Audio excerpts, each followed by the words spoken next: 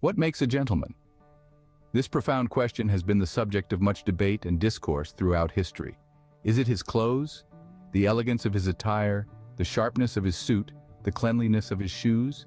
Does the way a man dresses, the fashion choices he makes, the brands he adorns himself with, define him as a gentleman? Or could it be his manners, his conduct that sets him apart? The consideration he shows others, the respect he commands, the integrity he upholds in every situation. Does his behavior, his etiquette, his adherence to time-honored codes of conduct paint the true picture of a gentleman? Or perhaps it's his speech, the eloquence of his words, the articulation of his thoughts, the depth of his conversations? Does the manner in which a man expresses himself, the language he employs, the tone of his voice, embody the essence of a gentleman? Or is it something much more profound? Is it not just about the visible, tangible attributes, but something that dwells deep within? A certain dignity, a code of honor, a steadfastness of character that cannot be seen but only felt. A sense of kindness that transcends cultural and societal norms. A gentleman, after all, isn't defined by his exterior alone, but by an inner strength, a quiet confidence that exudes from his very core, piercing through all superficial layers. Or is it something deeper, something that transcends the superficial? Consider this anecdote. There was a man named James. He was an ordinary individual who held an everyday job. Nothing extraordinary or unusual marked him out in a crowd at first glance. He didn't possess any superpowers, nor was he a famous personality. He was just James, a man of simple means and humble beginnings. What made him truly unique and set him apart from the rest was not something you could see in a cursory glance. It was his heart. It was his unwavering, unyielding respect for everyone around him that truly made him unique. His respect wasn't selective. It didn't differentiate between the position or social standing of people. He treated the man who swept the floors, the janitor, with the same dignity, respect, and kindness as he did the CEO of his company. To him, both were individuals deserving of respect, irrespective of their roles. His ears were always open to what others had to say. He listened attentively when people spoke, fully immersed in their narratives, their stories. He was not in a hurry. He valued other people's time, always taking a moment to hold open door for others, a small gesture of kindness that spoke volumes about his character. You see, James understood one of the most pivotal concepts in life, a concept that most of us often overlook. The true mark of a gentleman lies not in his outward appearance, not in his wardrobe, not in the wealth he possesses or the car he drives, but in his actions, his behavior, and his attitude towards others. Then there's the story of Thomas, a successful businessman renowned across the globe for his sharp, bespoke suits and impeccably polished Italian leather shoes. His style was not the only attribute that set him apart.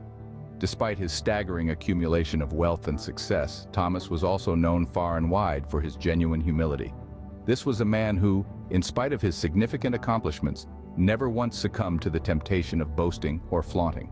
A firm believer in the power giving back, Thomas used his influential position and resources to contribute significantly to society. He took a personal interest in fostering the next generation of leaders, often going out of his way to mentor young, budding entrepreneurs, freely sharing his vast wealth of knowledge and business acumen with them. His generous spirit extended beyond this. He was also known to contribute substantial amounts of his fortune to various charities, funding projects that aimed at uplifting those less fortunate. His commitment to his family was unwavering. Despite the demands of his business, he never allowed his work to overshadow the importance of family time. He was often seen participating in family events, his presence reflecting the importance he placed on maintaining strong, familial bonds. Thomas always understood and believed that the value of a man was not determined by his material possessions, but rather by his actions and the positive, lasting impact that he managed to make on those around him and society at large. Indeed, Thomas knew that a true gentleman doesn't measure his worth by his material possessions, but by his actions and the positive impact he has on others. Let's not forget about George, a man who was always the first one to apologize, even when he was not at fault. This story revolves around George, a man of remarkable character. He was not an ordinary man. He was someone who was known to be the embodiment of kindness and humility. His friends often spoke of his sense of responsibility that was far beyond his years. When we talk about George, it's not just about a man who held strong values. It's about a man who practiced them. His personality was shaped by his deep-rooted belief in peace and harmony. He was ready to take that extra step to maintain tranquility and solidarity amongst his peers. He didn't hesitate to say sorry, even for the smallest errors, a trait that made him significantly different from others. His actions were informed by the wisdom that words carry immense power. They can build and they can destroy. And George, with his consciousness of this power, was careful with his words. He chose each word like a jewel or a gem, understanding its impact and weight. He was mindful not to cause distress or harm to anyone. Beyond this, George believed in the idea of being a gentleman. In his view, a gentleman is not just about manners or etiquette. It was about being a peacemaker, someone who prioritizes the tranquility of all over his pride. He knew that a gentleman is a peacemaker, someone who values harmony over pride. What do these stories tell us about being a gentleman? It's a question that beckons us toward contemplation. It beckons us to truly examine the essence of what it is to be a gentleman. The term may bring to mind images of a man in a well-tailored suit, polished shoes, or perhaps even a top hat. But the essence of gentleman is more than just looking the part, more than simply capturing an image of sophistication. It's about respect, the kind that knows no bias, the kind that sees all of humanity as one. It's about humility, a quality often overlooked in a world dominated by pride and ego. A gentleman understands the importance of humility, even in the face of success and accomplishment. It's about integrity, a steadfast adherence to a moral code that isn't swayed by societal pressure or personal. The essence of being a gentleman is also about treating others in a manner that reflects the golden rule, a manner that radiates the understanding, treat others the way you want to be treated. It's about kindness and compassion, about extending a helping hand to those in need. It's about honesty and truthfulness, never hiding lies or deceit. On the surface, being a gentleman may seem like a daunting task with such high standards. Yet, when you delve deep into its roots, you realize that it's not about being perfect. It's not about being flawless. It's about being the best version of yourself that you can possibly be each and every day. It's about progress, not perfection. It's about being kind, being honest, and being the best version of yourself. In summary, a gentleman is not defined by his outer shell, not by the fabric he drapes over his body, nor the professional title he carries at his workplace, nor by the digits that fill his bank account balance. These are mere external circumstances, factors that can be polished and presented, but they do not determine the essence of a gentleman. The definition of a gentleman, however, isn't found in these superficial measurements of success or status. A gentleman cannot be quantified by the external, but rather he is qualified by the internal, by his character. This is the root foundation, the cornerstone upon which the identity of a gentleman is built. For his character is a beacon, radiating a light that illuminates his true essence. His character is the compass that guides him, the mirror that reflects his essence back to the world. It is in his character that the truth of who he is shines forth, resonating with authenticity and integrity.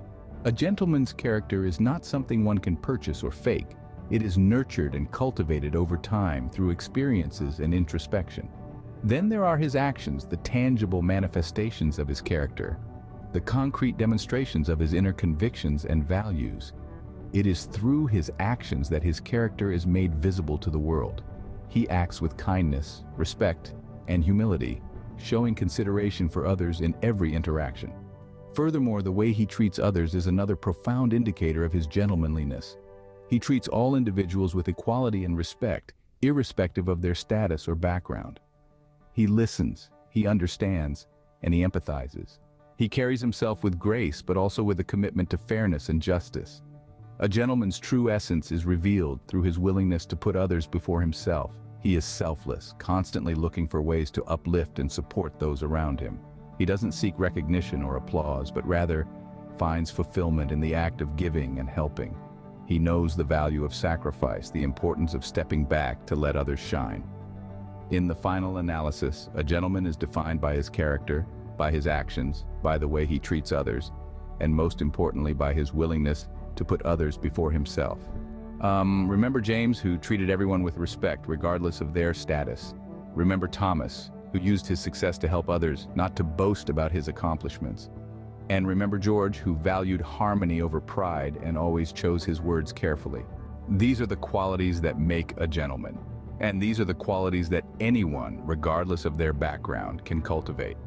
Being a gentleman is a choice, and it's a choice that starts with you.